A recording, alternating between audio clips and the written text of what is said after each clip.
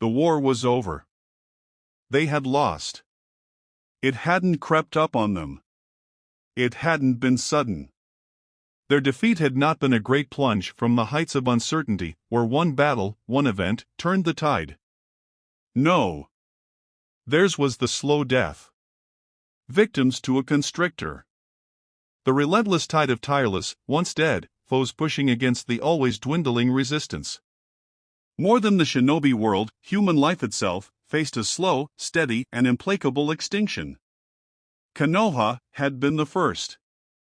After Pain's attack, with no infrastructure to speak of, the village was weakest of all in terms of logistics. Toby had capitalized on that. Using the fact that Konoha had no records, no effective way to organize their forces other than word of mouth down from on high from the Hokage. With the administrative functions so invariably crippled, the Leaf Village soon collapsed, their ninjas scattering to group with the other battle groups. IWA was next, after Inoki's death. The old man was so dead set on keeping his seat until someone was worthy to replace him, no one was actually prepared to replace him when the moment came. With all Jonin and Umbu on the front lines, a coordinated effort from Iwagakure's elders couldn't be made to name a replacement. And by the time the new Tsuchikage had received word of his anointment, the man was neck-deep in an ambush and promptly killed. The immovable rock crumbled beneath the relentless flood. Suno was next. Gaara's power over the Dune Sea had proven absolute, even without the Shikaku. For 30 days the bulk of the enemy forces had descended on Sunagakure, and for 30 days the Sand Village held strong as the rest of the allies regrouped for one final push at the heart of this cancer. Then, inevitably, the White Messenger Hawk had reached them. They were out of time. I had to move before the full force could regroup. Only be returned from Amigakure. Half dead, carrying news of their defeat. All was dead. Now, only Kirigakure, its shores defended by a stretch of sea and its heart protected by dense fog, mountains, and now, thanks to the Sealmaster's work, relentless storms that made the oceans come alive with impossible fury like the famed whirlpools of Uzushigakure. This alone kept what little of humanity remained safe. For a time. Toby would not be denied though.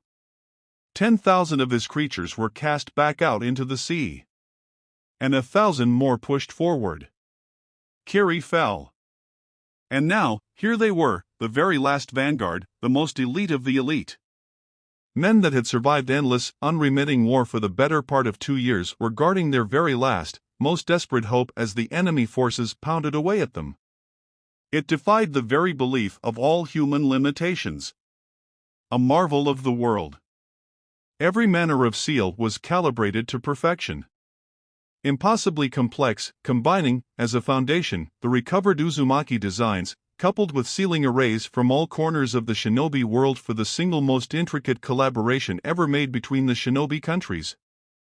Barrier seals from IWA, acceleration seals from Kumo, stabilization matrices from Suna, spacetime arrays, derived from the summoning animals of Konoha, nature arrays from Kirigakure taken from the vaults of the Shodaime, that had helped create the 7 blades of the swordsman and imbue them with their powers. And lastly, an uchiha seal array. One based on the displacement of time, derived from the Mangekyo's Tsukiyomi technique. More delicate than any one thing ever made in this world, it was also the most powerful and their very last prayer for a miracle to deliver them from this nightmare. You have to stop. You've looked over it 8 times already. It has to be perfect. He answered back. I know, but we have no time. Even if you found something, we can't change anything now. You have to dash. It has to be perfect. He repeated, moving towards a different spot, eyes roving over the lines of ink spread out over a room half the size of the Hokage Tower. Built 3 months ago for this exact purpose, the moment this project moved beyond the dreaming stage and became viable due to sheer desperation. There can't be any mistakes. It has to be dash. Naruto. Sakura's hand shot out, gripping him by the bicep and whirling him around to look at her. Bloodshot blue eyes staring into sea green. Naruto, listen to me. You have to stop. You need to focus now. But it has to be dash. I know. She shouted, interrupting him before her voice softened. I know, but we're done. There are no more last-minute fixes. We have to go with what we have now. She's right, Dobe. Sasuke stepped out from the shadow's dark eyes, staring at his old teammates. He's here. Points 5 and 6 are down. 4 is under attack and 3 is setting up its final defenses with Mei now. After that, all we'll have left is the Hachibi. His name is B. Naruto snarled, looking over the array at his feet despite their words. After a tug and a pull he marched off, moving towards his designated place on the seal, Sasuke and Sakura flanking him. The gold shroud of the Kyuubi's chakra coated his body. From the tips of his hair down to his toes, the golden hue surged through him like a living flame for the first time in months. And it felt joyous. The chakra bled into the seal, dark lines becoming clear, then shining with golden light. The brightness spreading over the whole room as the chakra went into the seal on the floor to crawl up the walls into the arrays that had been drawn into the overhanging roof. The world was light. Chains sprouted from the walls, floor, and ceiling. 9 chains meeting at the center before the bright flame of the Kyuubi's chakra spread into them, lighting them like tinder that did not burn as energy forked and split between the links to meet in the center. The crackle of power sent goosebumps crawling up his arms. Like static electricity, only without the harsh sting. He pushed his and Kurama's chakra into the seal, willing this to work. It had to.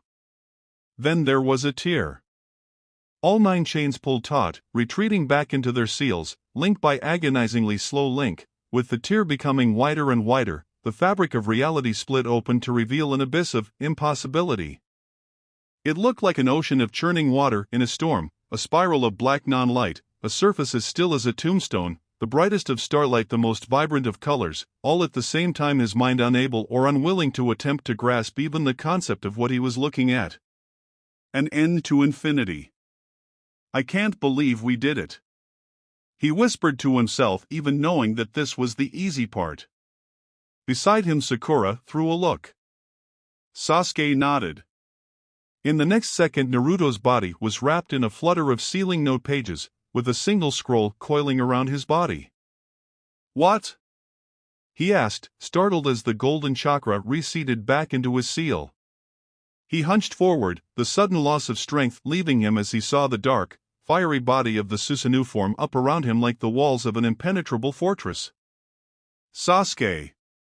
He turned his head to look at the Uchiha. What are you doing?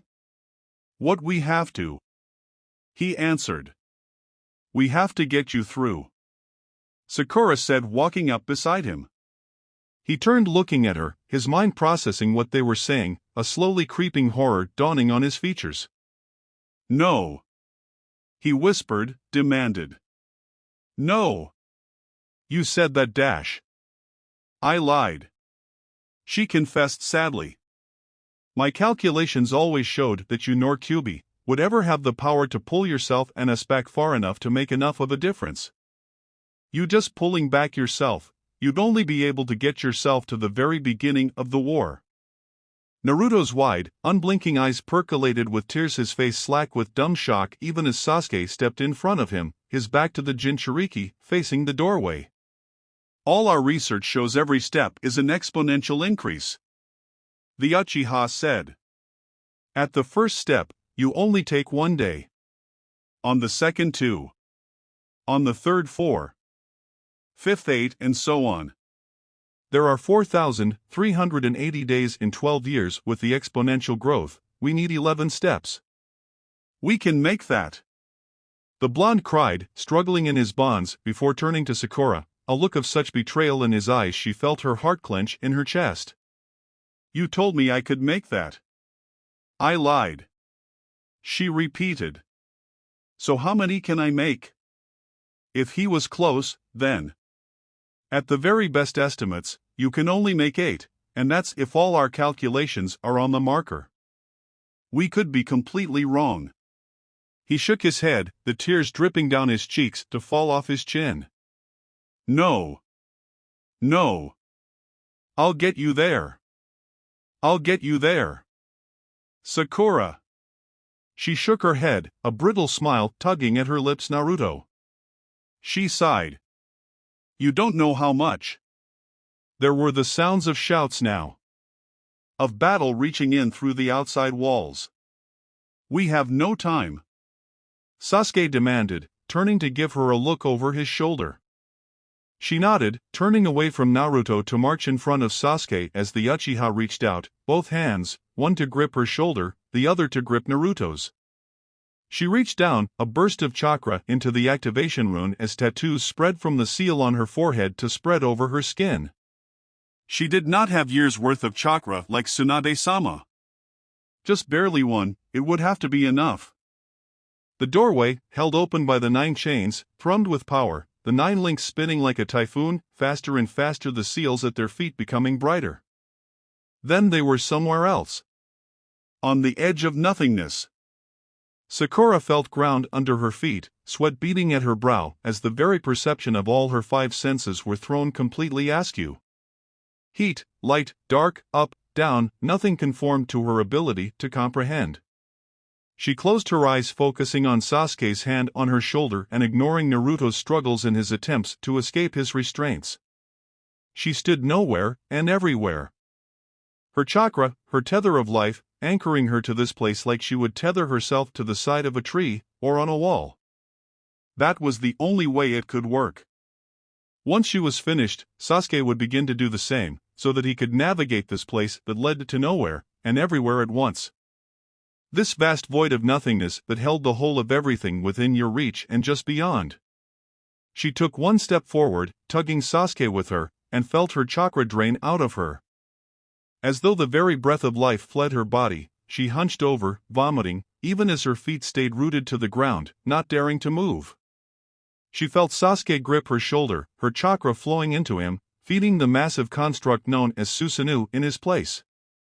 Sakura! She heard Naruto shout, no doubt struggling even more. She didn't dare look back. Didn't dare look at the hurt, desperate look in his eyes. She tried to smile. It was a brittle thing. Sayonara. Sasuke, Naruto. She felt the Uchiha's hand squeeze her shoulder. She took one more step. The last of her chakra drained from her body. She died with barely the whisper of a final breath, the final tether of life sapped from her body as she took a single step into nowhere and she faded into the nothingness of the void of time. Sasuke's chakra surged, and the Uchiha could now feel his feet touch the ground, tugged into this place in the expanse of time by his now dead, or was it perhaps lost, teammate? Damn it! The Uchiha ignored Naruto's curse, eyes staring straight ahead. 3. He breathed, taking one more step. Instantly, a massive crack thundered through the skull of Susanoo, and Sasuke felt his chakra get sapped from him just like Sakura had. His massive reserves would hold out for another 2 steps under the aegis of the legendary ninjutsu, 3 if he were lucky. 4. He said. One more step, and this time the flames of Susanoo's body dimmed, becoming little more than embers, leaving only the raw chakra construct exposed, with another crack spearing down its chest. Sasuke hissed, reeling as his eyes bled and fire spread through his insides. That's enough. Naruto growled, his voice obviously choked. That's 4. I can get you the rest of the way. Stop. The Uchiha shook his head, eyes bleeding now though Naruto couldn't see it. Have to, make sure, dobe. One more step. This time, the legendary construct began crumbling away, the last of the flames dying as the chakra armor was peeled free. Sasuke hunched over, coughing up dark red blood that turned to dust on the winds of time. Stop it, Sasuke! Naruto shouted. I'll take you, just get me out of this. The Uchiha sighed, coughing wetly. We could have miscalculated, Naruto, we have nothing to dash. I don't care. He roared, wisps of gold emerging between the seals as Sasuke's chakra waned dangerously on the restraints. Let me out. Sasuke turned to look over his shoulder, staring with bloody tears at the struggling blonde even as he dragged him. The uchiha smirked. It was a brittle thing. For what it's worth. He paused, visibly choking down the words. Cursed pride. I always did have to carry your sorry ass through. Before the shout even escaped Naruto's throat, Sasuke took that one final step. Susanoo burst into shards of light, unlike Sakura, girded from the worst of this place by the legendary sword and shield of the Mangekyo, allowed to fade away into this place beyond time. Sasuke had no such defense now, and Naruto watched the Uchiha get ripped to pieces. Like a great sandstorm had swept in and peeled the flesh clean off his body before grinding the bones to dust. The paper around him fell away crumbling to sand. The Kyuubi's chakra, so desperate to escape, roared to life as the blonde cried, howling into the void as he clutched at his head, screaming in wild agony. All of them, they were, all of them. Every last one of his precious people. He cried, clutching and pulling at his hair as he screamed at nothing, at everything. Rage, hatred, sadness, despair. They rushed through him, too powerful to resist, too fast to feel. All he knew was pain. You have to move, Naruto. The blonde didn't respond, still staring at the place in this black abyss that he'd last seen Sasuke, sobbing as he bit his lip hard enough to bleed, the blood crystallizing frozen as it was swept away. Naruto. Kyuubi prodded, his voice a low rumble. You have to keep moving now. The blonde swallowed. Fat tears evaporating as they escaped his tear ducts. He took one step. He felt the same enormous drain they had. He took one more. Now, the cloak flickered. When he took his third, the golden hue of his aura vanished, leaving only red, 8 tails trailing behind him. He took one more. 2 tails receded back into him. Kyuubi? They were right, there was one thing we did not take into account. What? The temporal displacement between us and the seal. 11 paces in physical distance, years time difference. My chakra must push through the years to reach it. 3 paces left, 6 tails. Naruto swallowed. Too numb to do much more. Are we going to die? No. Walk. He took another step. 3 tails vanished. 9 paces. 1 more. The last of the kitsune's tails receded back into him, the chakra shroud of the 9 tails vanishing, leaving Naruto's flesh to peel away, only to reform in patches and bursts of healing. The blonde grit his teeth, hissing as he kept his feet firmly planted in this place. Not daring to move one more step. Kyuubi? Move. Stupid ninjen. It's you, you're going to die here too, aren't you? Kyuubi? Take your step, boy. He opened his eyes to a ceiling he hadn't seen for what felt like a lifetime. For a window of eternity, he stared into that chipped, water bubble paint, smelling his poorly washed sheets, listening to the sounds of Konoha's early morning, utterly motionless. When he finally moved, the sun was rising along the horizon, filtering light in through the blinds of his window. His feet touched the floor, all too small, the leap a little too high. He stumbled, wobbling on unsure legs. He stared at his hands, at himself as best he could. Then he kept walking. When he made it to the bathroom, he found a stepping stool. The same stupid stepping stool he had thrown in a corner somewhere, never to use again after he hit 7. It was right there. Waiting to be used now. He looked up at his bathroom counter, stepping onto the stool. He looked in the mirror, staring back at his face. His 4-year-old face. Like he'd been in his bed, he remained motionless, staring for the longest time at this reflection that shouldn't be. At this thing that was just so wrong. Kyuubi? Kyuubi? His eyes glimmered, percolating with tears that didn't quite fall yet as he stared into this stranger in a strange house. Please say something to me. He never noticed himself crying, never noticed his legs give out, never noticed himself falling onto the floor, never noticed his choking sobs or his hysterical screams. He didn't even notice when Inu barged into the room, grabbing him and holding him close as he shouted out orders to the rest of the squad. All he could notice was how quiet it was. What happened? The Sandaime Hokage asked as he marched through the white halls of the Konoha hospital. Unknown. Inu replied. He slept as usual, woke up, marched to the bathroom, then he started screaming. The legendary shinobi shot off question after question as he walked, barely waiting for the response to be over before launching into his next one. Genjutsu? None that I could detect? Poisons? Hallucinogens?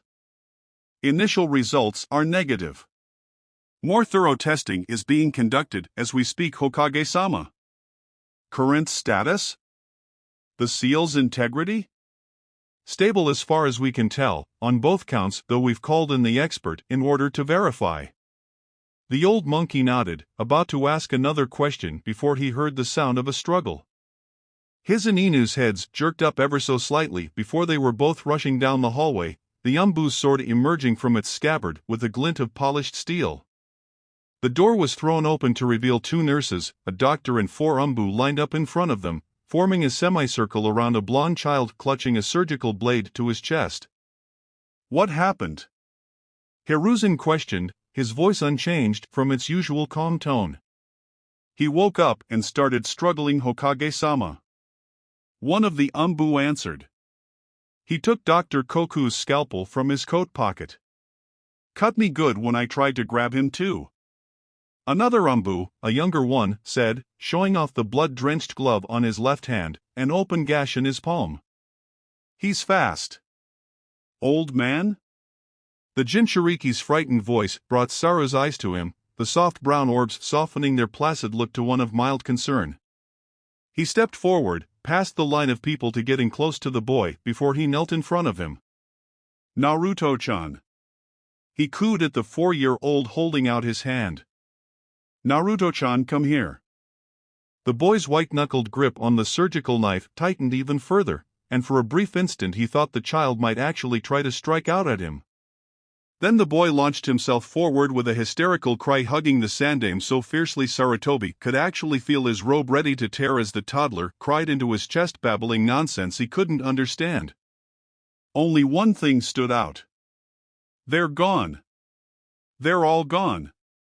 Who they were and where they could have gone, the Hokage didn't hold the foggiest notion. Picking up the boy, he whispered softly, trying to calm him as he stared straight at Inu, his top Umbu already taking up the assignment as he signaled orders to his men. Naruto's apartment and habitual locations would be searched thoroughly for any clues that could be found. Waving the doctor away, Sarutobi commandeered a stiff back chair, settling himself down with Naruto still crying all over him. The Sandaime took a breath, letting himself sigh as he waited for the boy's hysterics to calm. He shouldn't have been surprised when Naruto's sniffles finally faded into restless sleep, the boy's features scrunched up in discomfort. He considered waking him, but in the end decided it'd be best to simply ask the boy tomorrow. He doubted he'd just forget.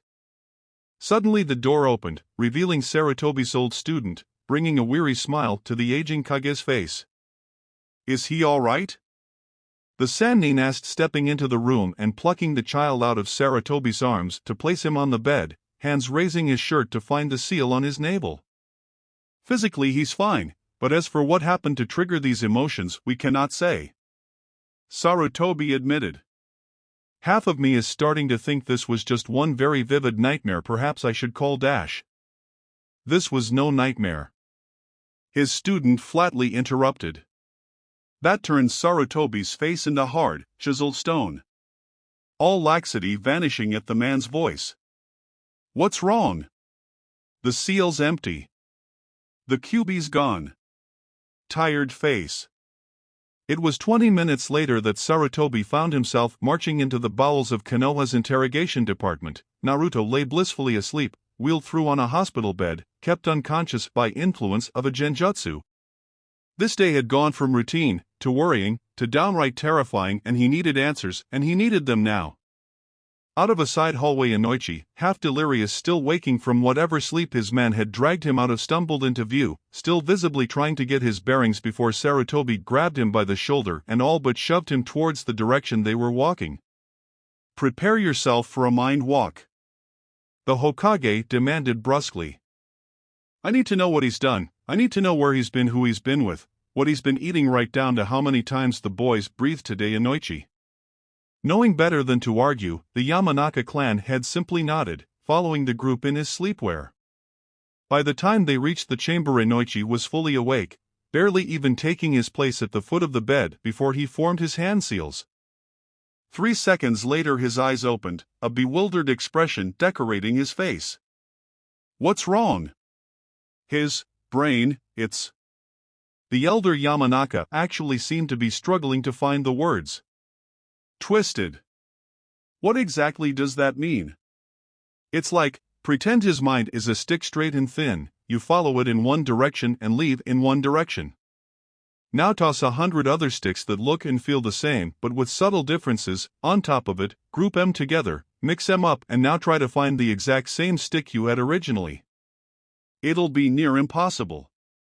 "What could do that?" "I have no idea." "Then get an idea." "I have a continent's worth of suspects right now and I need that list narrowed. So either think of something or walk in there and find out what happened." "I can't do a mind walk like this. I follow the memories then follow them back. Trying to go in here I'd risk just trailing off the path, so to speak, in either going forward or coming back. It could lead to false information, me getting stuck in his subconscious psyche for far longer than would be healthy for either of us.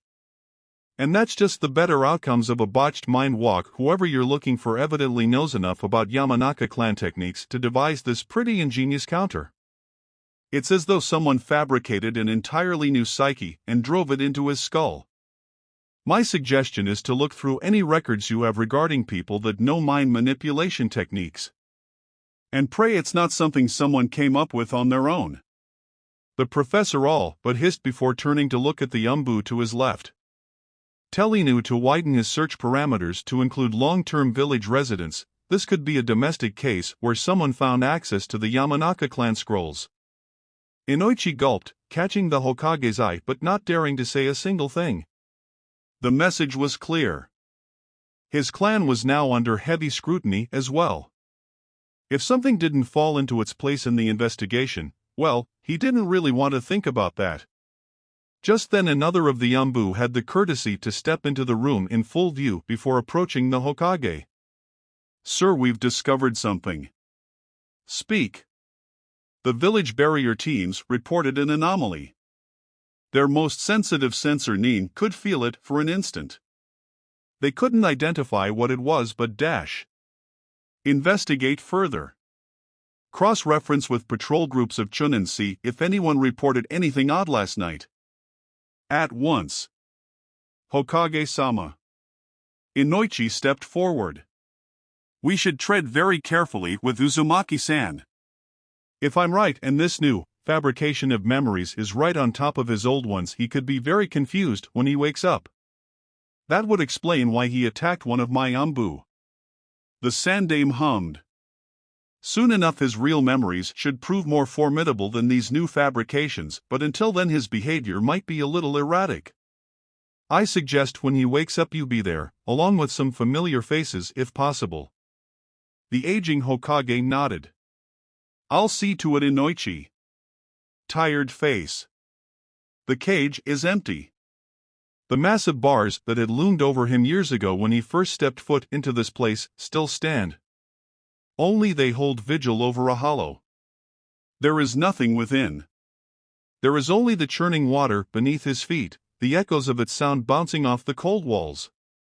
He cannot see Kurama. He cannot hear him. He can't even feel an echo of his presence. His friend is gone without so much as a footprint to have ever indicated he was here. Tired face.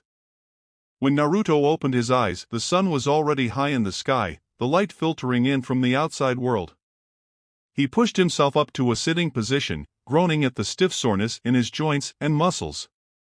rubbing at puffy, tear-crusted eyes as his thoughts tried to organize themselves. He looked down at his two small hands, looked at this room that just seemed too big. He was here. He was alive and he was here. And they were all gone. Why hadn't they told him? Why? He could have tried to push the channeling seals more. Refined the displacement matrix, tried to integrate some kind of chakra storage seal into the design. He could have done something. Why didn't they fucking tell him? His hands clenched into tight fists. A white-knuckled grip as his fingers clench so hard his nails threaten to break the skin. But only threaten. He can't even do that anymore. He sobs, the fury and strength leached out of him, leaving only despair. Not even Kurama. And now he's here. Alone again. There's a hand grasping his, and Naruto jerks, startled to realize someone had snuck up on him. It had been a while since people could do that. He looks up, expecting to see a nurse only to find a surprising face. Ba-chan. Tsunade, as young and beautiful as ever, frowned. What happened to Tsunade ne Naro-chan? Naruto blinked, confused. He'd never known Tsunade when he was a kid. Did he? The blonde woman's lips pursed. These memory issues must be pretty bad. She muttered to herself before sitting down on the bed at his feet. What do you remember about me, kiddo? She asked even as her hands glowed with that familiar scanning technique as she hovered her hands over him. You're Tsunade air, ne? She nodded, chocolate orbs observing him carefully. And you dash, he paused, noticing something. Hey, where's your necklace? The slug Sannin blinked. My what now? Your necklace. That green jewel. The Shodane's necklace, where is it? I don't have it, so you should. Naruto, that necklace belongs to Dan. You've seen him wearing it forever.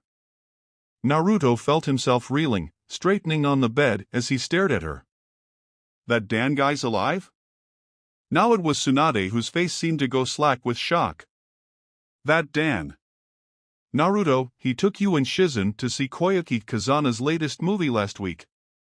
The two sat in mutual disbelief for a moment before Tsunade huffed, resuming her scan. When they find whoever screwed with you, kiddo, they better give me 10 good minutes alone with them. Naruto sat confused and bewildered. Now he knew something was wrong. Even if Tsunade hadn't left until after he was born, something he highly doubted, and they simply hadn't met before, there was no way that Dan guy should still be alive right now. His mind wandered back, trying to recall all that was said when they were designing the seal. Wishing, not for the last time, that he could have someone smarter than him that he could talk with. They were supposed to be a team. Could things have changed? Sasuke, Sakura, and he spent months talking about all the changes any misstep could bring, but their discussions had only been about changes after the point of their arrival, not before. But could just them coming back in the first place, by itself, change things? It was unnatural. Something like this had never happened before, so trying to theorize about its effects had been something akin to shooting at the sky praying to hit something on the way down. It had been a miracle they got as close as they did. If things had changed, how many? How far? How drastic? How the hell could he prepare for Tobi or Obito or whatever the hell he called himself without his friends? Without Kurama?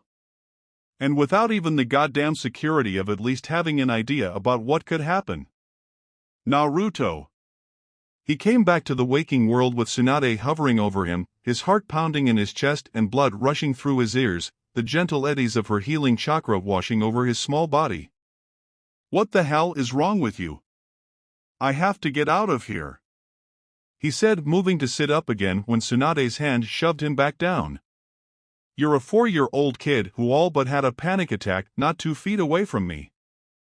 You're not going anywhere until you explain what you're thinking about right now.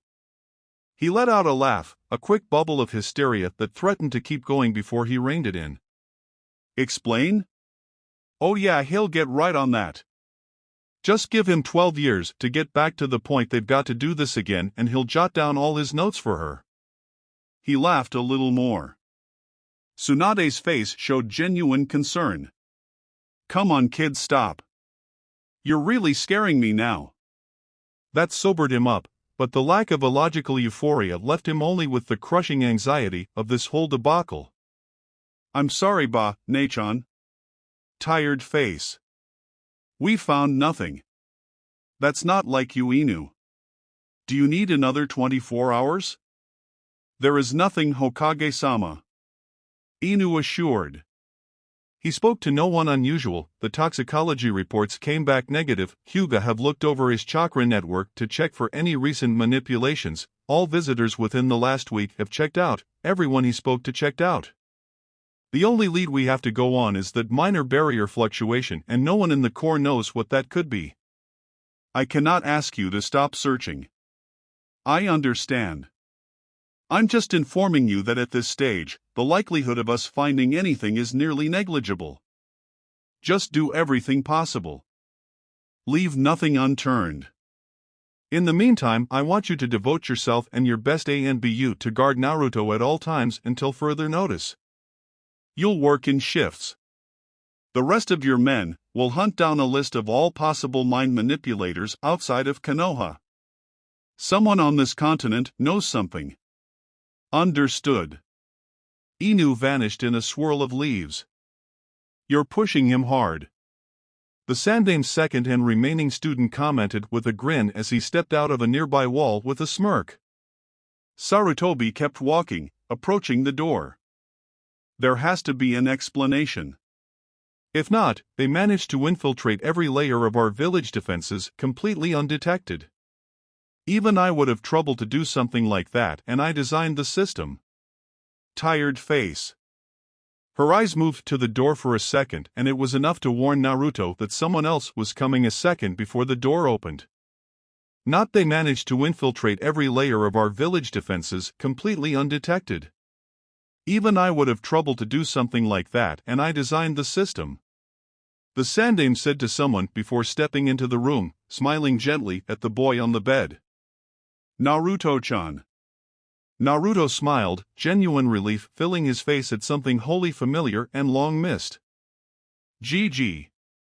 Then the smile dropped from his face, the fear gripping him as the unmistakable form of the snake Sannin stepped through the doorways, a gentle little smile tugging at his own features. Hello Naruto-kun. It didn't take Inoichi to see the sudden tension that gripped the boy, and it was Tsunade that spoke. Naruto, you remember Orokuin, don't you? Naruto licked his lips, swallowing as he nodded, still glaring at the man. I do. Tsunade frowned, turning to look over her shoulder. These memory issues seemed to range, and whoever did this was really good. Other than his hostility to me, what other odd behavior has he shown? The snake Sannin questioned, crossing his arms with one hand on his chin, curious. He thought Dan was dead, seems to have completely forgotten about him, like he never even existed for the last 4 years. That made the snake Sannin raise a slender eyebrow. Tsunade nodded. My reaction too. The only one whose memory seems to be unaltered is Sensei. Even that might not be true on further inquiry. Be glad, Sensei. Your enemies haven't stooped so low as to turn the aggression of a toddler on you. Sarutobi gave a short chuckle from somewhere in his throat. Okay, look. Naruto said, scratching at his head in frustration. I remember Aro-senin, so let's just bring him here too. Aro who now? Tsunade glared. Jiraiya. Immediately, Naruto knew something was wrong. All 3 of the room's occupants went stiff with shock, Tsunade went pale, and even Orochimaru seemed as though he'd just been sucker-punched. Naruto. Sarutobi began, choking on the words. Jiraiya's been dead for almost 20 years. He was dead. Dead, killing Hattori Hanzo. The true shinobi of AIM and the last Toad Sage cut each other down in the final days of the last Great War. He'd asked how, but neither Tsunade nor Orochi team seemed to be willing to cough up information. So he'd gone to the library hoping to find something on public record. He found very little. The bare bones of a romanticized account that depicted the old pervert fighting Hanzo to the end in order to defend his injured teammates. In the end, they managed to kill each other. If he didn't know any better, he'd say the old bastard wrote it himself. He sniffed, closing the book with a snap before pushing it aside.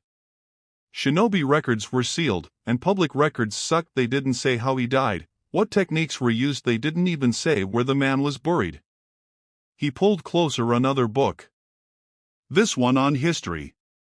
He needed to find out just how many things stayed the same and how far this ripple effect thing went. Tired face. Jiraiya. Calm down. You fucking calm down, she screeched, still pacing the length of the Saratobi's office. Someone stuck. How the hell did they dash? Just shut up.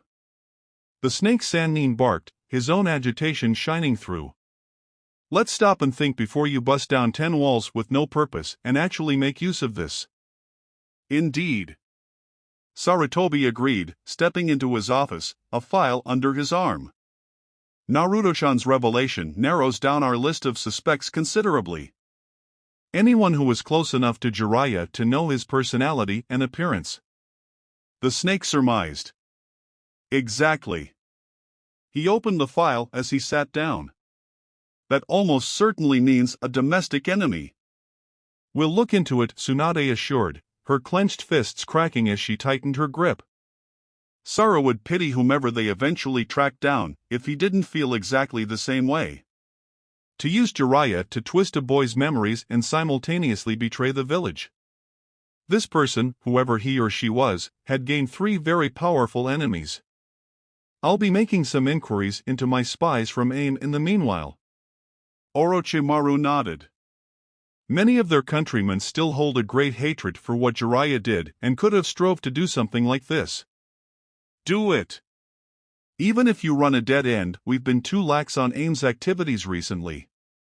We need more intel. Either way, I'll make my next statement to both of you. In your mutual investigations, do not forget about Naruto himself. He'll need our help after what he's experienced, and I can't be there as often as I'd like. You two were always close with him. Have faith that he'll remember that soon.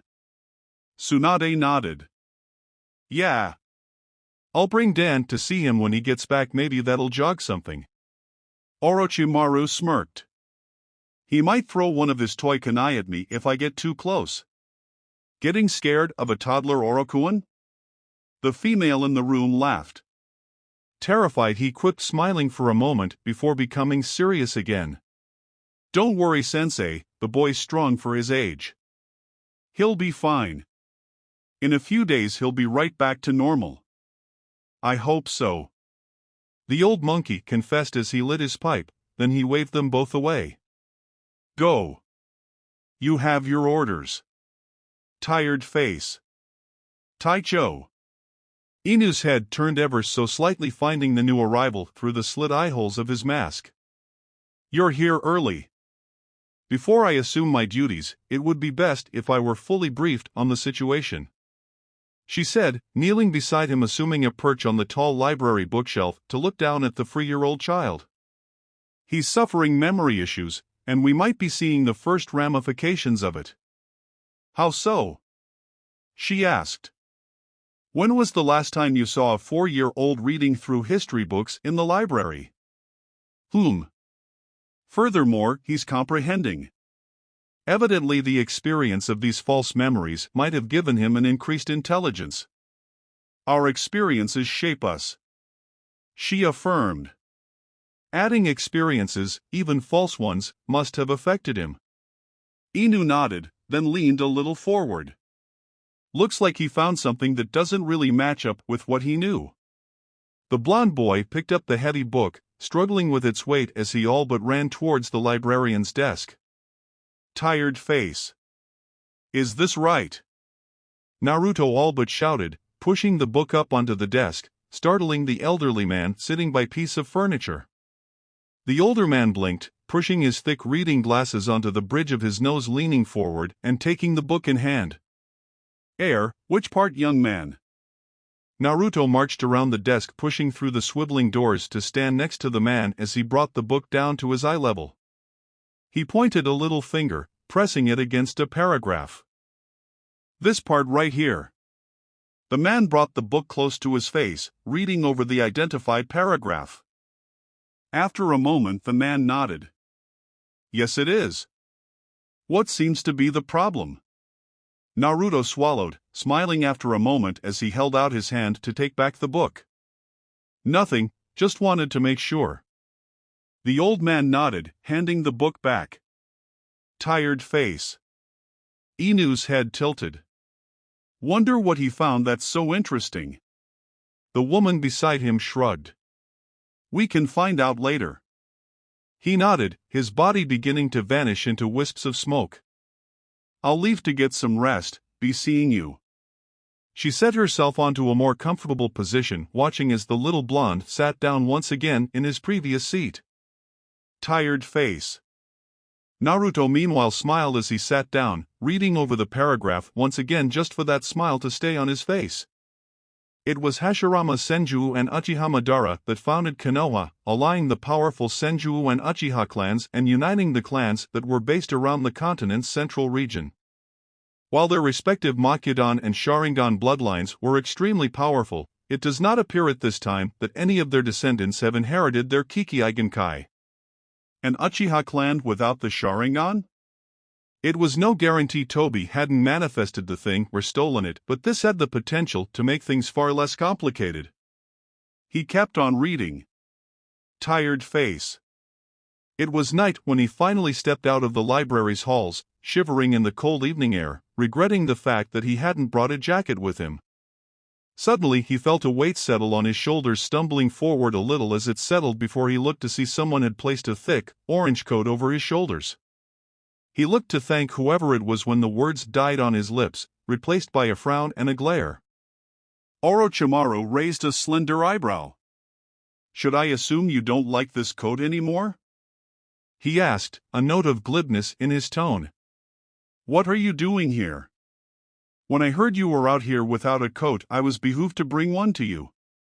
Naruto blinked. Behooved by who? Tsunade, of course. He pointed and Naruto turned to look, finding a slug resting on the branch of a nearby tree. She's busy at the hospital or she would have come herself. He commented. Come. I'll walk you home and you can answer some of my questions. One of which being how you know what behoove means. No thanks. Naruto said, turning to walk the long way home. I'll dash. Snakes slithered around his waist, coiling tightly and lifting, leaving his little legs dangling in the air. I insist, let's talk you and I. The snake drawled, pulling him up to his side as he marched down the road. The youth struggled, hands pulling and pushing at the snakes, but with the limbs of a 4-year-old he might as well have been trying to bend steel. So what did they stick in your head that's gotten you so riled up about me, Naruto-kun? He asked as though commenting on the encroaching winter. You're a creepy bastard, that's what. Let me out of this. Evidently they also taught you some more colorful words to go along with behoove to your limited repertoire. Alright then. Let's not talk about me. What fabrications did they stick in your head about Jiraiya? What's it matter to you anyway? Naruto glowered, arms crossed now, having given up on freeing himself. Don't pretend like you gave a dash. Orochimaru stopped, standing still in the road as he turned to look at Naruto, the serpentine yellow eyes boring a hole into the boy's skull. Naruto-kun. You're young and confused. You can count that as your saving grace or you'd be in a great deal of pain right now. The blonde met the serpent's gaze, blinking in curious bewilderment. Orochimaru turned and kept on walking, waiting for a moment before speaking again. Now tell me. What was it they stuck in that head of yours about Jiraiya? Naruto looked down, considering whether he should answer or not. Finally, he did speak. Erosenin was always peeping on girls in the hot springs. Ha! The snake barked out a laugh. That does sound like him. What did he look like in these memories of yours? Big, taller than anyone else in the village, except maybe Chuji's dad dash. Chuji? Akimichi. Ah. White hair that he could make into a personal shield. Dressed up like a kabuki, with sandals and everything. A smirk graced the pale man's face, one born of seemingly fond remembrance. He was also the first one that taught me the water walking and summoning dash. Orochimaru stopped again, turning to look at him. Taught you?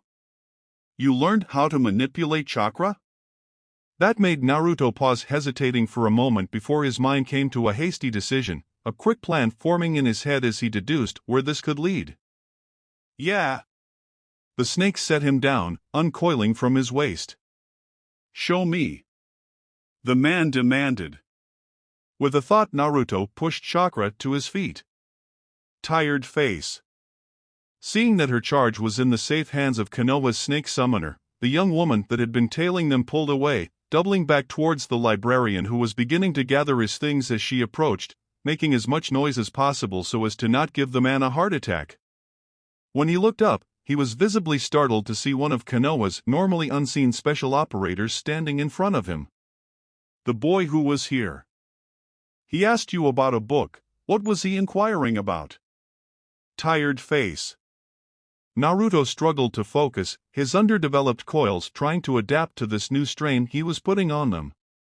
He raised up his foot, about to place it on the wall, before the Sanin's voice stopped him. You're using too much. This is what I always used. He protested, putting his foot down.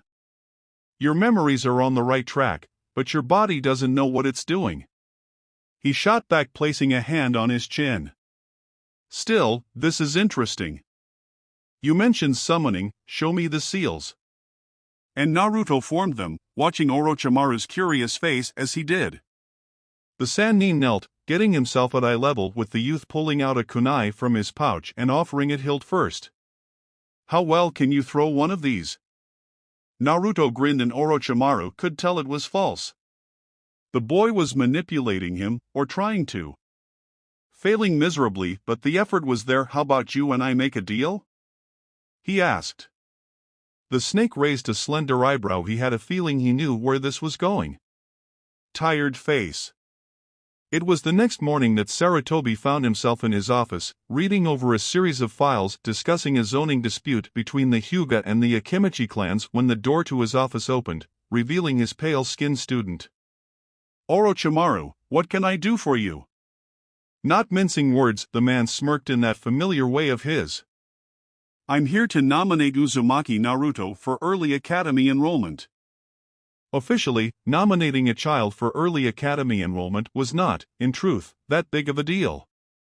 The child had been discovered to possess a high degree of proficiency or raw talent in one or various shinobi arts, and, as a military state, the village policy was to hone these abilities early so as not to let them go to waste or be lost due to a normal civilian life being unable to nurse these prodigious talents adequately.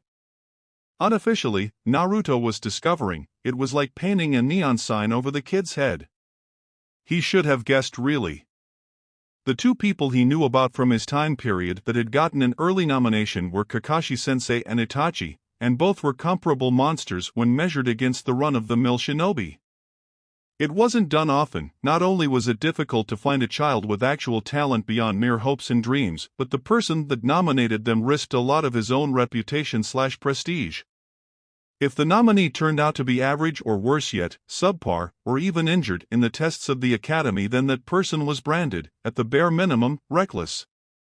Both Itachi and Kakashi had been nominated by members of their own families. But he, the resident Jinchuriki, being nominated by the recluse that was the Snake Sannin, had come, as far as most could tell, completely out of left field and made a lot of civilians and quite a few shinobi curious, and rumors were already starting to float around. None of which were true. Naruto wouldn't trust that serpent as far as he could throw him, which in his present state wasn't very far at all. The only reason he'd chosen him over the others was because, well, he was there. And now he was in a rush. He had to start climbing the shinobi ladder early. The higher his rank, the more techniques he'd have access to, the more doors he'd be able to open, the more clearance he'd have. More clearance meant more information, and he needed information. That was the key to finding Toby. He only knew the vaguest of Toby's acts before the war had broken out. It hadn't mattered to him where the hell the uchiha had come from, only what he could do to stop him.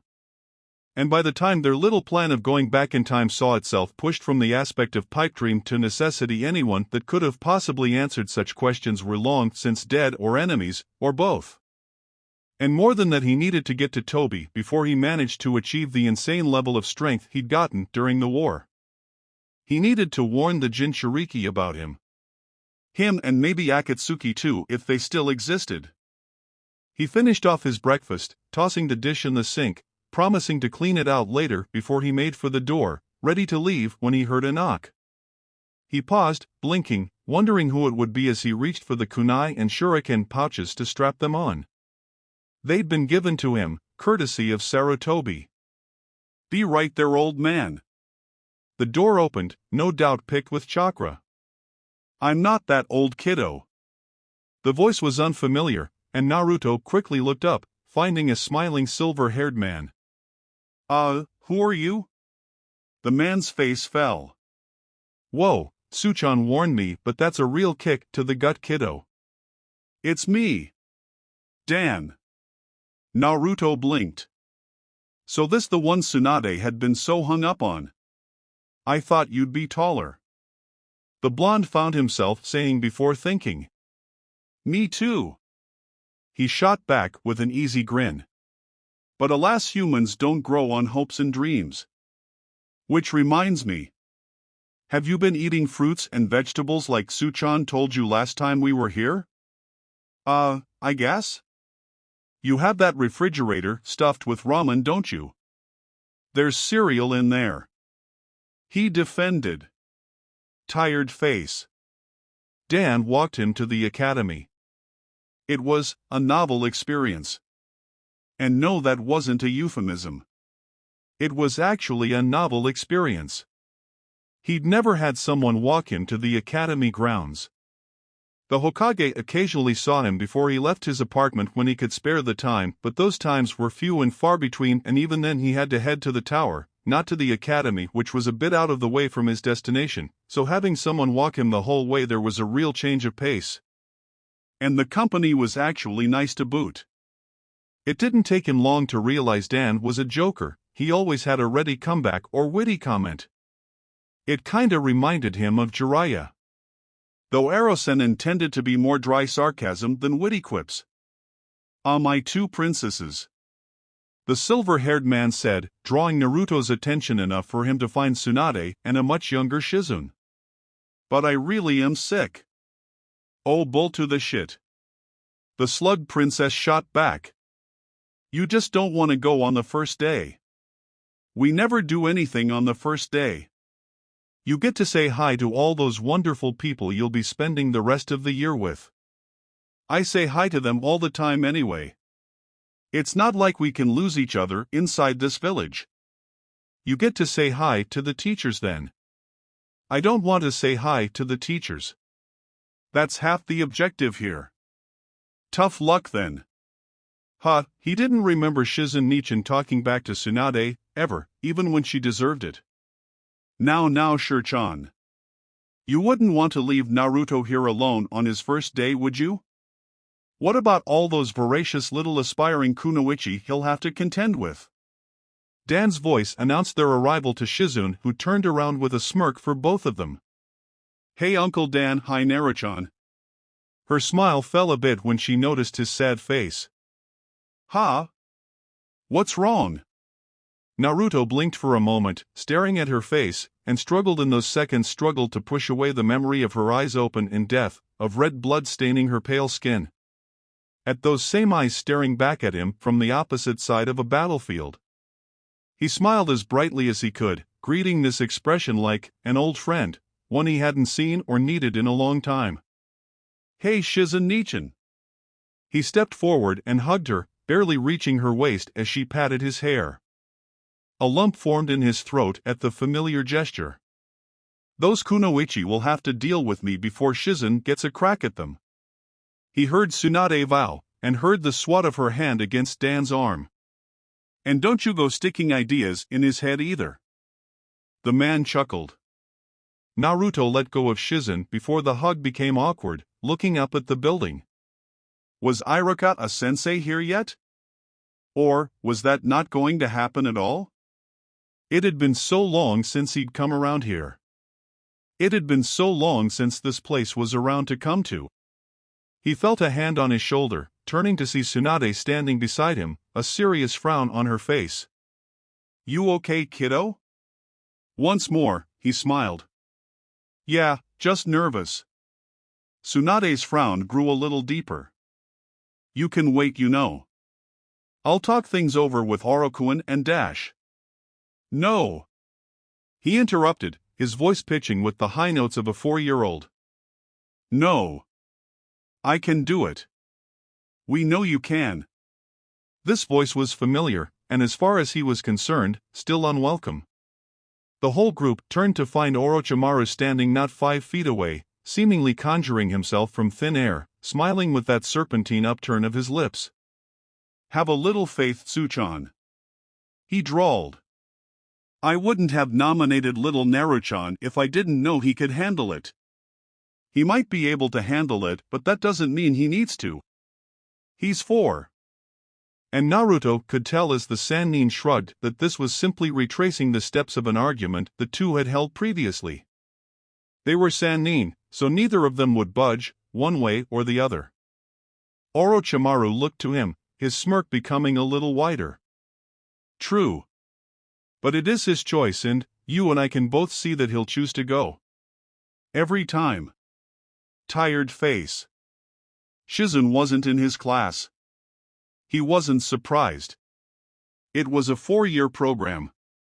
Children entered when they were 6 or 8, took on the program for 4 years, graduated and became genin. Shizen was on her last semester. He'd gotten in when he was 6, being an orphan with no income outside of village-funded programs and a trust fund left to the Hokage. He'd been eligible for the early enrollment. It was a village hashtag to give orphan children the head start of becoming shinobi and getting paid as early as possible, a surefire way to keep themselves from starving. In reality, it was the easiest source of new recruits, considering how many orphans a military village had.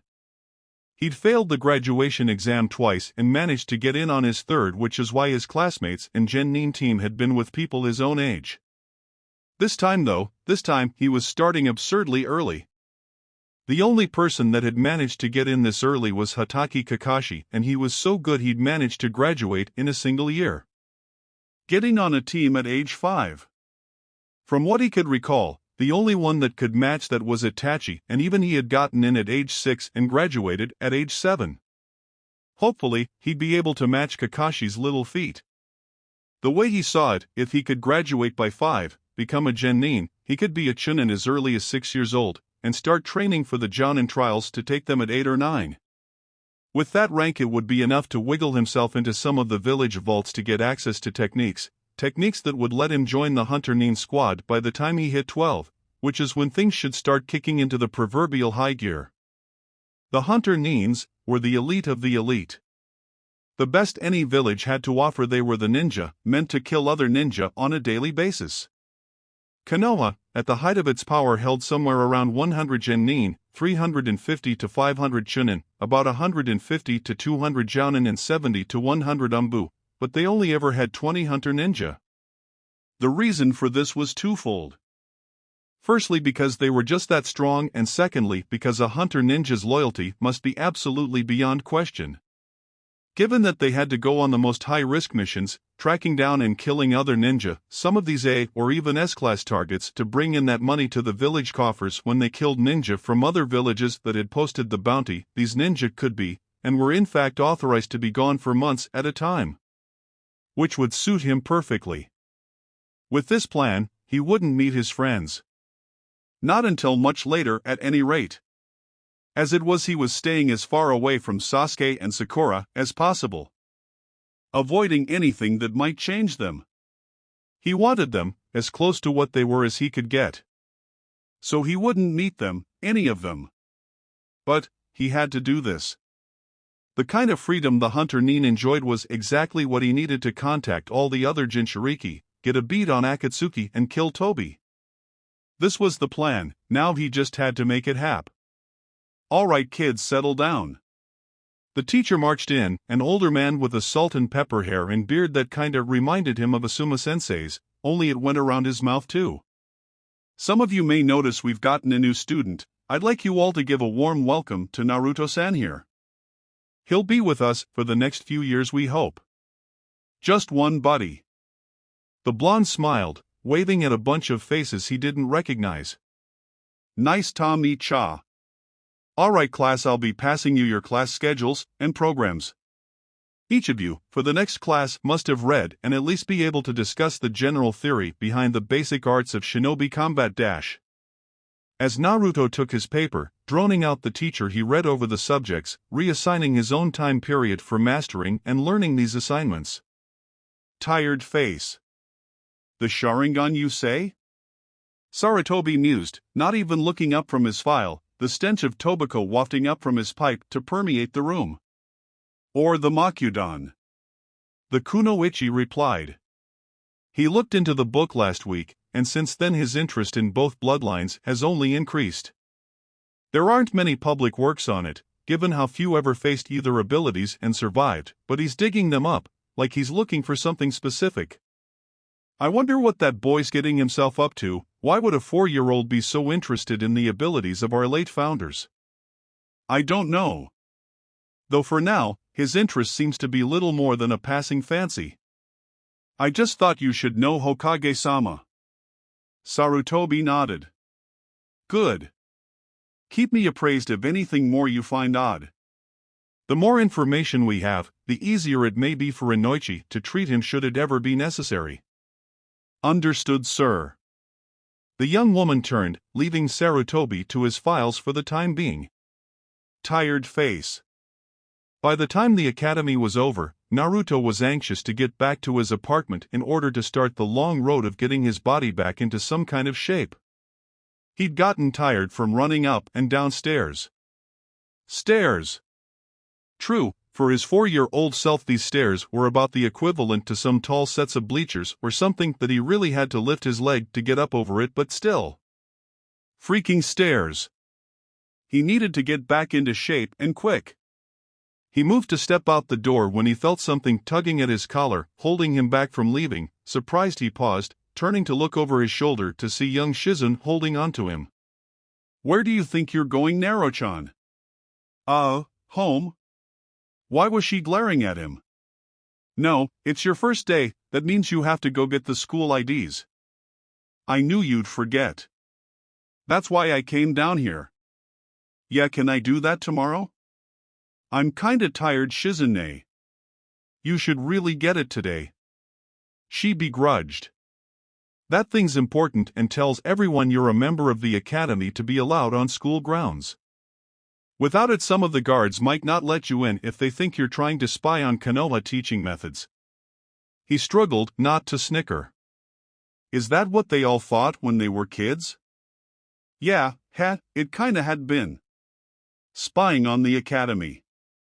Any spy that came back with the important Konoha Academy teaching curriculum would probably get stabbed for incompetence. It was a tab on all prospective shinobi so that strategists and mathematicians like Shika could properly determine Konoha's potential military growth based on statistical analysis, along with the academy passing average. If numbers weren't up to snuff, or if the genin were coming out below standards, those IDs and school records would be the first piece of evidence to be gathered. Really. I promise I'll get it tomorrow, Nachan. Alright, she sighed before she reached around and coiled her arm over his shoulder to ruffle his hair. Come on, let's get something to eat, then I'll walk you home. He didn't want to waste time. He wanted to get the ball rolling, and the faster he did that, the better. But you never really know when the last next time or rain check really will be the last one. He'd learned that one the hard way. He smiled, the warm display as pleasant as ever as he looked at this younger little stranger. Sounds great. If there's one thing Naruto knew, it was that the Hokage had people watching him. Most of the time it was for his own protection. This time it was for both his protection and to keep an eye on any odd developments he might demonstrate after the incident, as Tsunade and Dan had taken to calling it.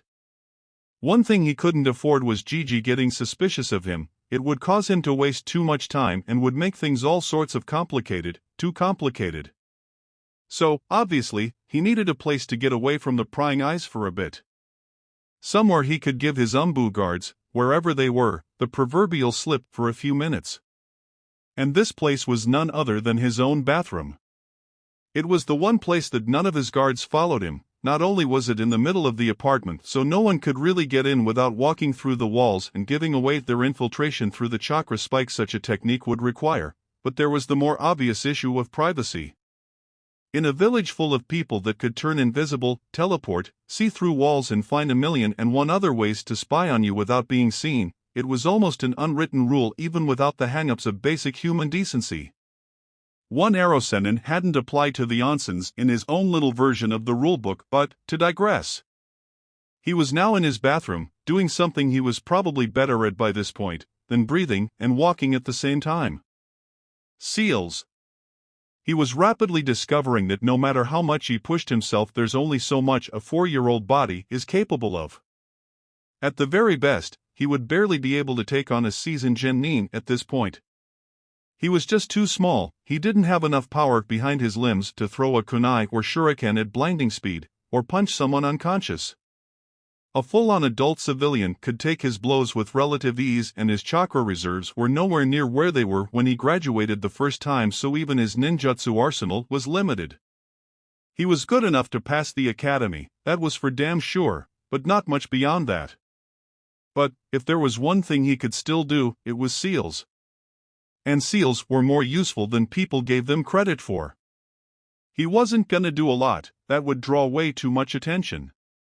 He wouldn't even do something that would be visible for a while. He was gonna start to condition his body for nature chakra. Nature chakra was a potent, powerful force no matter who wielded it. It wasn't on par with the power he'd wielded when he and Kurama were of one mind, nothing ever would be, but it was a weapon he still had available to him. One that when mastered, was damn near unstoppable. The problem with nature chakra, of course, was its inherent risk. You turned to stone. As a rule, you needed massive reserves of human chakra to even attempt the technique, which was why it was so little known. Few ninja ever managed to have that much chakra, and those that did had other weapons in their arsenal that made this little-known hermit technique seem like a waste, especially given the amount of control needed, something that people of such reserves didn't necessarily have in the first place. When one first started training with nature chakra, that was the most dangerous part. Nature was everywhere, all around the person. So the moment one opened themselves up to that power, it was like opening a pair of massive floodgates, and the whitewash is what normally took people completely by surprise and turned them to stone. The key was learning how to open those floodgates just enough so as to allow the body's own natural human chakra to water it down just right.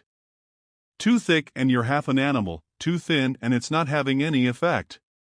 There was no way he was gonna risk turning to a stone statue in the middle of his bathroom before he could even start getting ready for Toby. He didn't have the chakra, he didn't have that stick to whack himself on the head, he didn't have anything. All he had was a little seal that would act as a sieve. One that would slowly trickle little droplets of that chakra into his system every day. There was no guarantee it would have any long-term effects, but at this stage, until time could bring about its natural changes, he would hold out hope that this thing would give him a bit of an edge when it was time to learn to do it properly. He'd traveled through time on more far-fetched hopes. He finished with a bit of a flourish, blowing lightly on the ink that now decorated his shin to dry it. Few people would look there. It was only a few seconds before he felt that familiar, welcome friend coursing through his veins again. Lowering the leg of his pants back down, he flushed the toilet to finish the theatrics show before stepping out into the hallway ready to get some sleep. He was gonna meet his last teacher tomorrow. Tired face. 7 months. In 7 months the boy had burned a way clear through the academy's curriculum. passing every test ever placed in front of him with flying colors. It was only written exams that seemed to give him any pause, but tests of strength, skill, and stealth, especially stealth, he seemed to push right through them as though he should be teaching the instructor. There had only ever been a handful of exceptional academy students like this. The prodigal scion of the Uchiha clan heads being the most recent. Hatake Kakashi was the one before him, driven to such lengths by his own intense drive to be better than his father, who had brought shame to the prestige of the Hatake clan name. Tsukumo himself was another exceptional student, but it had only been expected. The Hatake clan was one of the last to join the village system, the last vanguard of the old way, the times of endless, unremitting war. Compared to that, the academy was probably a relaxing warm-up exercise. There were a few others that had managed to demonstrate well enough aptitude to push through the academy in quick succession. Nothing nearly as exceptional as a single year, but in 2, or so, give or take a month. But one thing Orochimaru knew was that each one of these people that pushed themselves so hard had one thing in common: a drive. They were driven to such extremes. It wasn't by choice, it wasn't by mere happenstance. They pushed themselves because something made them believe that they had to do this. That they had something to prove or accomplish. With the Uchiha, it had been a wish to get away from the clan. Fugaku was a strict disciplinarian even by clan standards. The young prodigy had sought the freedom of a genin team, of missions that would extend their reach beyond the walls of Konoha. The Uchiha had wanted an escape. Hatake had wanted to outrun the memory of his father. Tsukumo had wanted to drive himself into the heart of Konoha and plant his clan's proverbial flag as to declare that even though he was not a founder of this village, none would look down or attempt to usurp the prestige of the Hatake, a clan that had beaten back both the Senju and Uchihas many times over the years. But, for the life of him, he could not determine what it was that drove Naruto. And something was indeed driving him. He stayed up all night studying ninjutsu scrolls, reading history books, sharpening his kunai, training. It was more than one occasion where Orochimaru and the Anbu guarding him felt compelled to put him to sleep with a genjutsu, ones that, every day, were getting increasingly more difficult to pull off. It would be years before he could, in actuality, shrug off one of his sleeping illusions, of course. But the fact that he was able to not only detect but offer at least a token resistance was remarkable. He was no slacker when it came to the subtle art of genjutsu. But still, the driving force behind Naruto's sheer desperation in passing through this process as quickly as possible, or to be as strong as possible, was one that he simply could not discern. Not only that, but the ever-present hostility he harbored towards him had not abated in the slightest. All his defenses came up like an iron wall whenever he even heard the Sanin's voice. Coming from a child whose first impression was a toothless smile and a grubby, drool-covered hand reaching for his hair, who with a giggle finally tugged on it hard enough to make him wince, it was a startling change for him to witness. In truth, he was somewhat bothered by it. Mostly because he knew just how easy such a look could grace many features. He'd killed a lot of people. Most sensei knew about, and if he didn't, Tsunade did. But what he did in his professional life for the sake of the village, and worse, for his own ambitions, had taken him to dark places, places he may not have crawled out of in one piece had it not been for key moments that had pulled him back from the precipice of oblivion he'd been standing on at points in his life. If Naruto ever knew about those, then it would be very easy for him to look at him with those eyes. Easy for him, for sensei, for a lot of people that halfway mattered. And that did bother him in several ways. Not the least of which was that whomever had altered Naruto's memories might have at least an inkling, and to give those memories to a boy, who's to say he or she couldn't just go blathering on to everyone? That worried him. Still, they didn't know, for now at least, and he was grateful for that. He picked up a file, one that was steadily growing in size since he started it 7 months ago, pulling free the pad in order to jot down the notes of this last week. Subject: demonstrating remarkable aptitude for the Academy stealth exercises. Tired face. Naru-chan. The second he walked into the class, he heard Shizen's voice, finding her at the top row, seated next to a handful of other students. He smiled, waving, and smiling a little more when he realized she had reserved a seat for him. Marching up, he laughed as she ruffled his hair. "This is totally unfair, you know," she bemoaned. "I gotta sit here for 4 years and you just up and get through this thing in less than 1. I'm just awesome that way," he replied, showing off those pearly whites as he took his seat. "Yeah, well, we'll see how well you handle Zae-sensei. She's the toughest teacher here." "Yeah, right," Naruto scoffed. "She can't be on my case any more than Irika-sensei was when I was here." Shizen offered a shrug, her face saying just how confident she was in the fact that Naruto would be eating those words. "That him?" The voice brought Naruto's eyes to the other side of his adopted sister, looking at a rather scruffy-looking Inuzuka kid. No jacket like Kiba, a bit thinner than he remembered Kiba being too, though, come to think of it, that could have been the jacket. His dog was definitely a sight bigger than Akamaru had been, reaching the kid's knee already, whereas Akamaru had been small enough to prop on Kiba's head. He squinted at the 4-year-old. "He don't look so tough." Shizen smacked him on the shoulder. "He's 4. What the hell did you expect?" Sticking his tongue out and making a face, Naruto let some of his natural immaturity shine through as he joined the rebuke in his own way, out of sight of Shizen, of course. "He's supposed to be taller. And you're supposed to be smarter," she deadpanned. Naruto helped by continuing to make faces. Before anything more could be said, the doors opened. "Sit down, all of you." The words weren't shouted, they were barely even heard all the way up top where he, Shizen, and some of the other students were sitting, but never, in his life, had Naruto ever heard a room go as quiet as a crypt as fast as this room had. Every student sat in their chairs like they were falling into a regiment's formation. The woman that marched into the room was not what Naruto was expecting. She had something akin to a bowl-cut hairstyle, like Guy or Lee, only long enough to reach down to her neck, chocolate brown hair, wrinkles that were as carved into her skin as Sarajiji's, and the most distinguishing feature of all: she's practically shorter than me. He hadn't realized that he'd spoken out loud until the room, as quiet as it was, seemed to grow even quieter somehow, and every eye swiveled around to look at him. How this was accomplished without anyone moving a muscle he'd never know. Zae, as he remembered her name, didn't seem to let it affect her at all as she marched up towards her desk, speaking. "It seems they taught you a good grasp of the obvious in the lower academy tiers, Uzumaki. Now let's see if we can teach you something a little above the level of potty training." It was a joke. One that pissed him off, but that he knew quite a few people would have been laughing at. Hell, he'd be laughing at it, if he wasn't the victim, that is. So why couldn't he even hear a snicker? He couldn't hear or see any movement.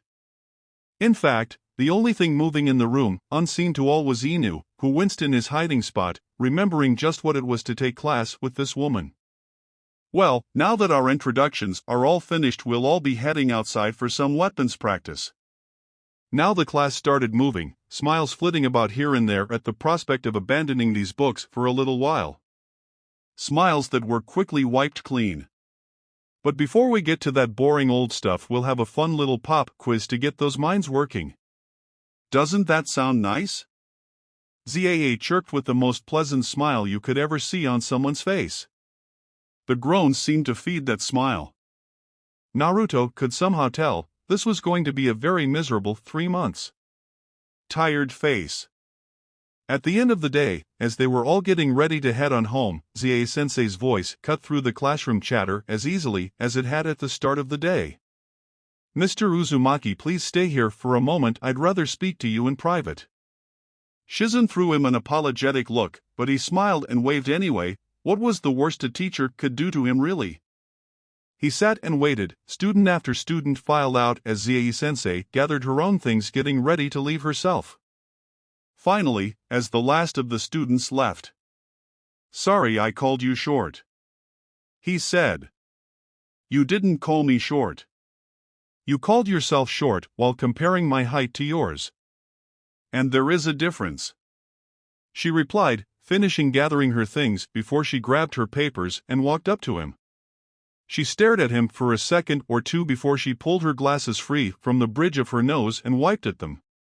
"Now, I'm going to give you the same speech I've given to more students than I should have since I've been teaching here, and I expect you'll, in the end, prove as stubborn as they were and give me roughly the same answer and quietly mutter about how I don't know what I'm talking about, but holding out on a prayer, here goes nothing. Might be, you're the first surprise.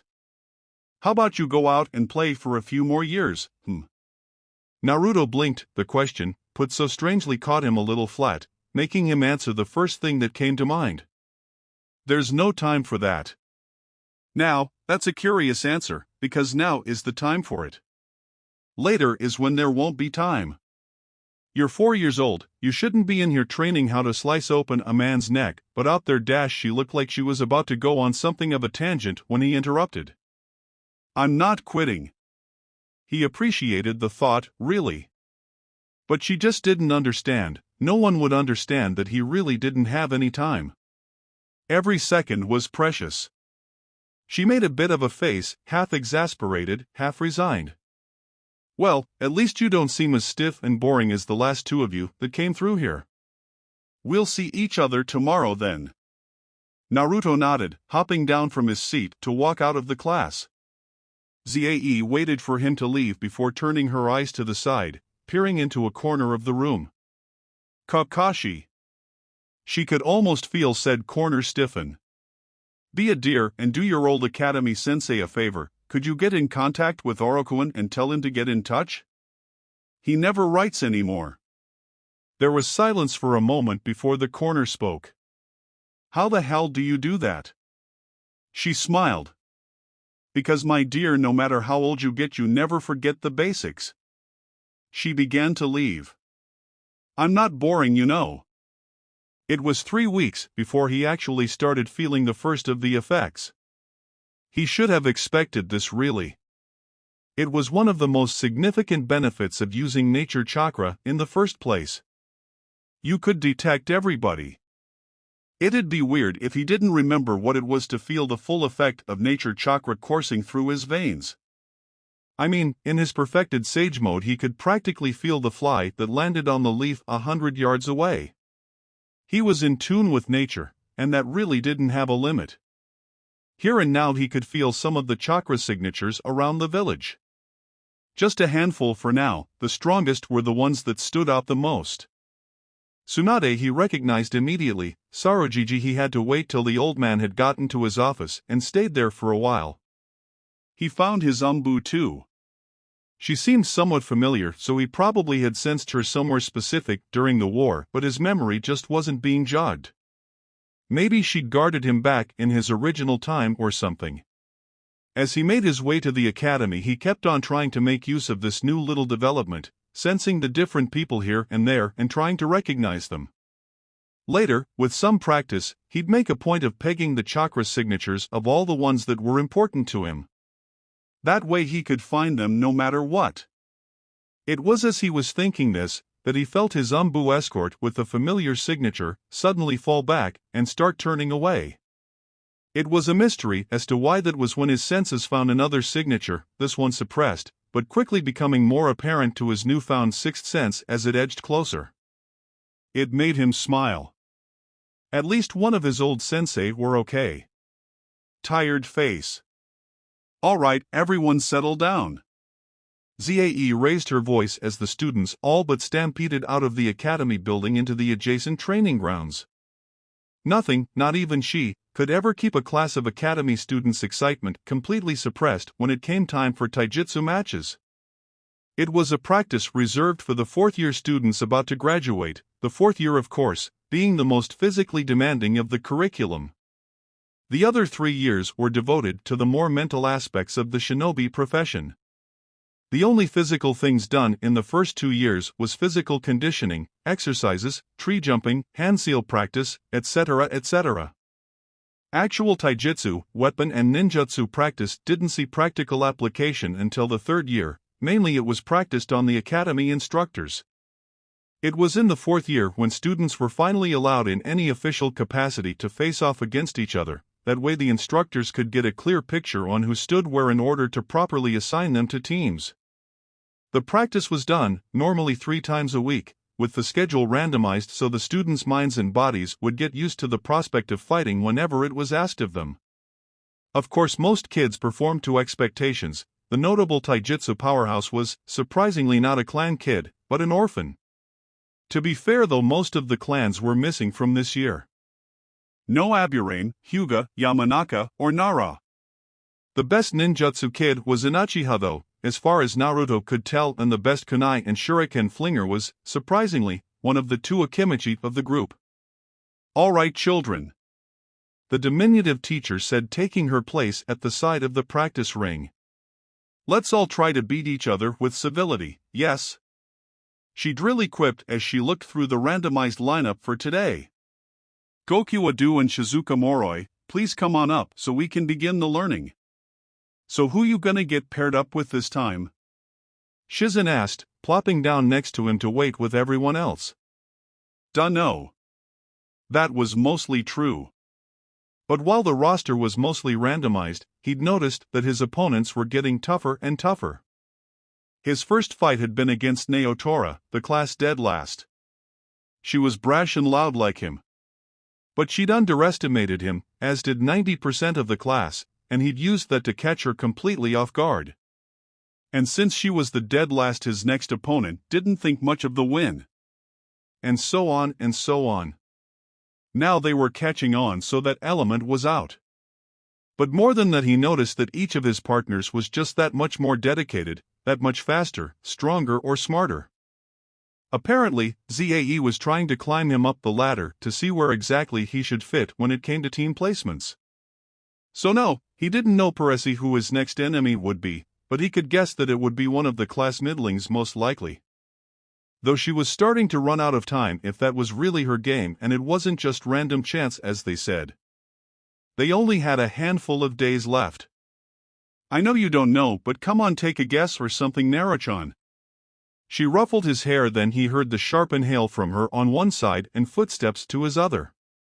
Turning to look, he found none other than Yusu Taida, the favorite for this year's top rookie. He smiled.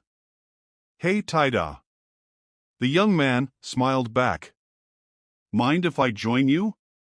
He shifted a bit, shifting against Shizune to allow enough room for Taida to sit next to him. He was big for a kid. The only classmate that matched his height was one of the 2 akimichi, physically stronger than most kids their age too, though that came at a trade-off of being somewhat slower than half the kids in the class too. Though, truth be told, given his family history, that might not be exactly a bad thing. While not of any Konoha clan, that did not mean the Yusu name was a run-of-the-mill family. It was a samurai clan. Samurai had always been the standing force of the daimyo of the various states. As far as he remembered from his day, they never really played much of a part in the hidden village affairs. They were, frankly, glorified clients.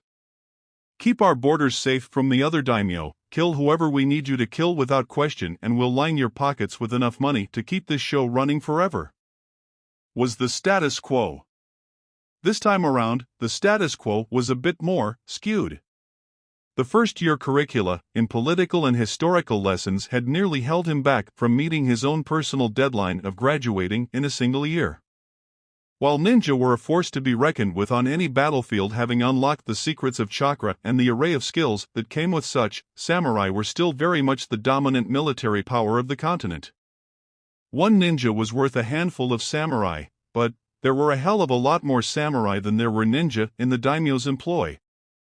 Now, the daimyo could do more than threaten them with cutting off the cash flow. He could threaten them with war. Or more likely, extermination. What's more, he could win. It would be a brutal and bloody win for either side that would effectively eviscerate both parties, leaving them as little more than carrion for the vultures that would swoop in from all sides to eat at the carcass. But now the daimyo around the continent seemed to have decided to hold on to some of their testicles when the villages were formed this time around. That left them with some negotiating leeway. One of those, in Konoha at least, was a student exchange program. A child of a samurai clan. A child of a shinobi clan. Leaving their homes to live and serve their new families in whatever way was seen fit. This was to promote a lasting peace, friendship, love, and trust between the great houses. Unofficially, it was the samurai better preparing themselves for the eventuality of fighting shinobi. If not domestic ones, then definitely foreign. No child from a samurai clan would be taught the true fighting techniques of the samurai beyond a handful of basics when it came to sword wielding. A child from a shinobi clan, though, especially Hyuga and Uchiha, that one had some trade to show off when he went off to his new home. That one could answer questions and teach them. Then, when the kids went back home, the samurai kid had 5 years shinobi experience and secrets under his belt. The shinobi kid had 3 years of philosophical study and 2, at best, of sword combat training, since most samurai started training their children at the ages of 14. Not exactly a huge amount of time to learn things from grandmasters and such. But oh well. Such is life.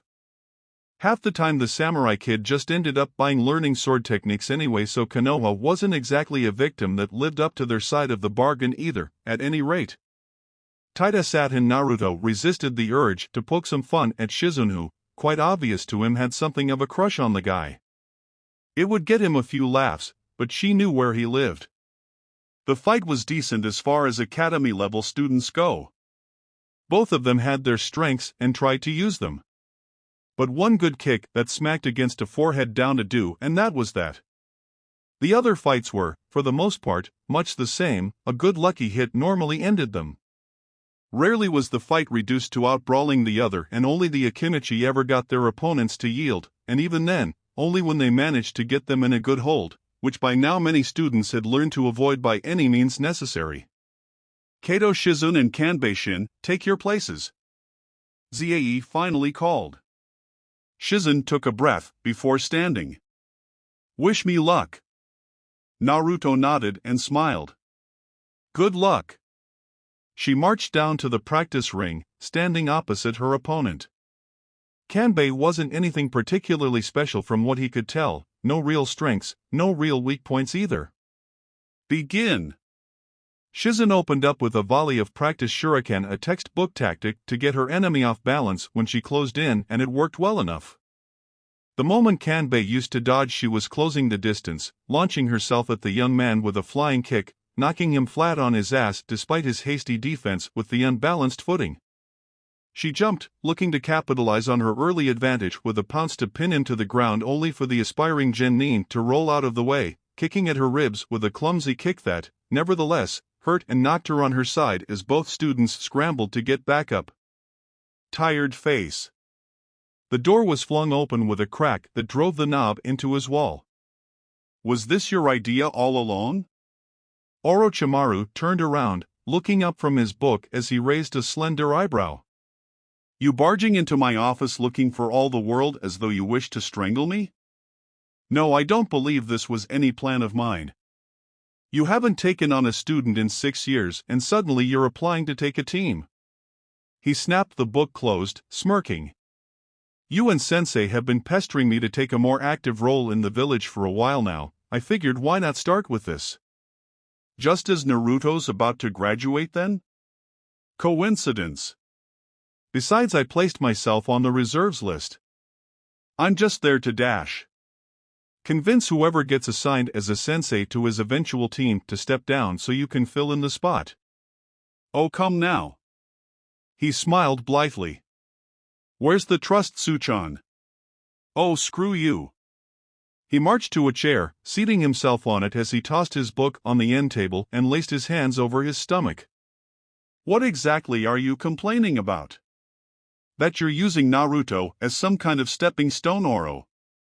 He pursed his lips, mulling over the thought, then he smirked. I might be just a little bit guilty of such. But what exactly are you complaining about? I'm the best possible sensei in this village, just look at Anko-chan. She's one of our strongest whack jobs, I'll give you that. We're all a little crazy, Tsunade. He doesn't need you making it worse, or you making some kind of statement. And his teammates won't need you neglecting them in favor of the prodigy. Which he is. The other students will get by, but the whole point of early academy enrollment is to bring those talents to their full potential. And then you wonder why I say Saro-sensei spoiled you rotten. The sighed over dramatically, smirking faintly as he saw how his actions irritated her. If there was one thing Tsunade hated, it was being dismissed. Oh well. I suppose I'll just have to shoulder the burden of Sensei's partisanship. Is that all? Don't make me kick you through the wall. She growled. He opened his eyes, looking up at her, just the slightest bit more serious, though the smile remained. You know how this is gonna end by now. You'll shout and scream and I'll ignore you completely and do whatever I want. If it comes down to a fight, we'll blow up half the village training grounds before Sensei shows up to have us pulled apart, where we'll get a timeout and a rather stern lecture regarding the woes caused by mass property damage, and then I'll still do whatever I want. So can we skip all of that and just get to the me doing whatever I want part? You're an ass, you know that? The smile spread. I might be just a little bit guilty of such. It was just a few minutes after she'd left that a familiar older gentleman opened the door to his office, in a similar fashion, driving the knob that much deeper into the cracked wall as he held an equally familiar application form. Was this your idea all along? The Sannin smiled, half frustrated, half sardonic. No. I don't believe it was. Tired face. Ow. Big baby. Naruto teased. She smacked him upside the head. Shut up. Then her hand returned to her jaw. That really hurt. He had no doubt, it looked like it hurt. If she didn't live with Tsunade, she'd probably be sporting an ugly bruise for the next week. As it was, it'd be gone by tomorrow most likely. She managed to win, but one really good punch had nearly taken her out of the fight when half the class could have sworn her jaw had broken given the sound of the hit. To everyone's surprise, and his personal relief, it sounded worse than it was, and she kept herself in the fight, managing to carve out a win. She landed enough hits to have Zae call the match in her favor. Now they were down to just a handful more students, and Naruto was starting to wonder when the hell he was going to be. Uzumaki, Naruto, and Taida, please take your places. Zae called, a hush leveling the area before each student began to murmur with one another. Huh, looks like she decided it best to work from the top to the bottom rather than the bottom to the top. He stood up, listening as Taida did the same, both of them marching down to the practice ring. When they arrived, Taida bowed at the waist. If there was one thing that could be said about the samurai clan boy, it was that he was polite and did his best to follow the traditions of his family. Which meant his greatest strength was essentially taijutsu. He aced all of his tests and written tactic exams, was slightly above average in accuracy, but, most likely due to his upbringing before coming to the village, he didn't put as much effort in his ninjutsu, so that was just average. Which essentially meant, especially due to his size, he had to use his ninjutsu to its fullest advantage over him. He took his stance, the basic academy stance. Taida did the same, though his was a bit more rigid in his foot positioning. He probably wouldn't use too many kicks if that was the case. So overcoming the taijutsu reach advantage wouldn't be impossible, just unlikely now. Begin! Zae shouted. With a hand seal, Naruto focused. Bunshin no jutsu. He was never good at making a single, regular clone. 100 was an entirely different matter.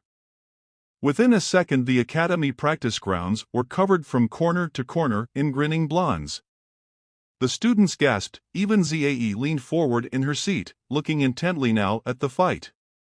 Taida's eyes widened, but in quick motion drew his shuriken and began throwing. A few of the clones dispelled as the weapons cut through the fragile illusion that formed them. The rest charged. To Naruto's surprise, Taida didn't choose to flee as most shinobi would have done, trying to get to a more advantageous position, or even buy time in order to think of a plan. He held his ground, bracing himself. Charging in the middle of his clones, Naruto grinned. It was a good plan. He could think of more than a few ways to kill his enemy, none would fail. He'd gotten too good at killing dead things that refused to stay down for an aspiring genin to have a prayer, even with him like this. But he didn't want a clean win. He just wanted to see how much work he still had waiting for him. How much distance he'd have to cross before he could even have a prayer. The clones struck, and the blows passed him by, doing no damage and merely dispelling themselves with the fragile break. Until finally there was one solid kick across his face that nearly knocked him over. Until his hand snapped forward and grabbed the owner of the offending limb. With a brutal punch to the stomach that knocked the wind out of him, and a follow-up that hit him about as hard as Shizen's opponent had hit her, striking him across the cheek, Naruto scarcely had time to catch his breath before he was thrown onto the ground with a solid thud. Not even fast enough to avoid an academy student. He recovered and looked up as Taita pounced, looking to pin him to the ground and get the win. And for a moment, he was not in the academy training grounds. He was not facing an all-too-polite exchange student. He was not in a friendly test. He was in a battlefield. The screams of dying, wounded men rising up to a crescendo of noise around him, a hurricane of sound that clotted his ears as he looked up at the lone Sharingan spinning in its iris, the crackle of lightning roaring over the battlefield noise as Konoha's last Hokage rushed in for the kill, the howling of 1,000 birds meeting the unrelenting force of a Rasengan before his own deathblow came at the hands of a tearful Sakura, his body sealed and burned by his remaining student. The last Hokage, the first of Team 7. His chakra surged, taking form in his hand, the shape of a whirling sphere coalescing into the faintest silhouette before he caught himself, blinked. The memories of a dead man in a dead future vanishing like the ghosts of shadow, and he holds back from the deadly blow. From sheer reflex, he vanishes in a puff of smoke, leaving only an academy standard explosive trap at his feet. Taita's eyes widened, his legs bracing to move when the thing exploded in a massive cloud of smoke, leaving him sputtering and hacking up a lung. Gotcha! The students heard through the cloud before Taita stumbled out of the impenetrable smoke, still hacking up his lungs with tears leaking from his eyes. Match! The students heard Ziei shout before a quickie rank wind jutsu did its work to blow the cloud away, revealing Naruto sitting at the edge of the ring, grinning from ear to ear despite the bloody lip. Soon enough the muttering of the other students began and Ziei clapped thrice to get them all to calm down. She looked tense, her lips pursed a bit more than usual as she looked them over. Naruto didn't dare look up, worried that if he did, and she'd seen that second, that moment, if she'd felt the killing intent, his look would be all the confirmation she needed. Alright students, we're done for the day now. I suggest you all go home and enjoy your weekend. Next week will be your last before the final examinations and we see which one of you made it. Good luck! And with that the teacher began to gather her things. Taita made his way over, still coughing a bit, his eyes still red from tearing up. A good match, the raven-haired youth said, bowing at the waist, smiling as he straightened. If that had been actual explosive tags, you'd be dead in that case too. The full 4-year-old grinned once more, this damn smile slipping on so very easily all over again. Ha, that was fun. I want a rematch. Taita's smile grew a bit, holding just the slightest bit of bemusement. You are rather odd, Naruto-san. Tired face. By the time he got back home Naruto was full and satisfied. Tsunade had picked him and Shizen up, healed their cuts and bruises and then treated them to an early celebratory lunch. 3 more days and he'd find out who exactly he was getting on a team with. He'd be a Genin, one step closer to Hunter Nin. When he stepped into his home, it was to be greeted by the now familiar sensation of his nightly watcher already in wait and Kakashi-sensei leaving, with his shift now done with her arrival. It was a moment's curiosity that wormed its way into his brain, idly trying to think of who she was. The signature was familiar but strangely alien. As he went about his nightly routine, getting ready to sleep, that idle curiosity kept on gnawing at him, getting just a little bit stronger. A little bit more irritating. Finally, as he was about to step into bed he realized something. Why the hell doesn't he just ask? And so with a sharp about face, he follows the signature, marching out of his room and down the hallway towards his potted plant. He stretches out his hand. And with a glimmer in the air, the genjutsu falls away, revealing the woman in an umbu mask. She's surprised, any umbu would be really. But still he can't recognize her behind the mask. He smiles up at her. Hi. I'm Naruto. What's your name? She tilts her head to the side, looking at him as though she is the most curious of hawks. One that had just found a rodent willing to walk up to it in order to curiously sniff at its talons. In a way, he rather supposed he was.